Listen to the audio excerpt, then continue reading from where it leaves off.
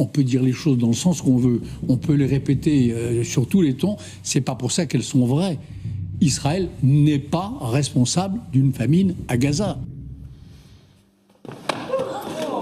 Bon, BHL ment, les faits sont très clairs, une famine est officiellement déclarée par l'ONU à Gaza.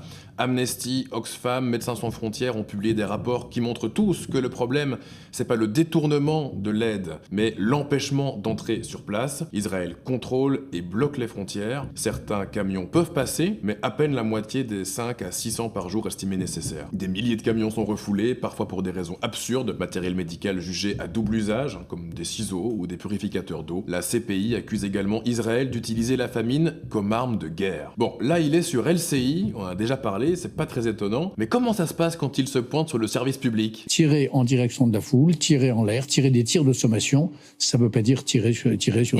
Tirer sur la foule, c'est pas tirer sur les gens.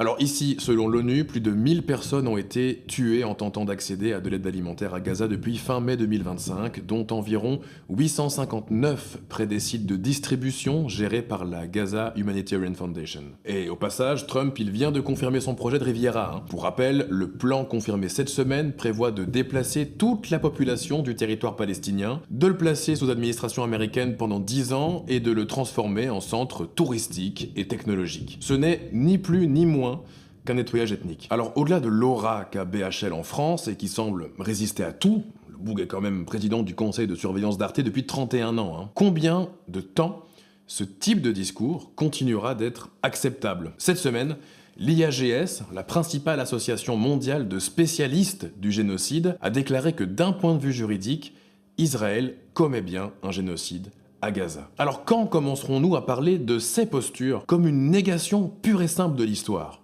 Parce qu'on sait très bien que ça arrivera.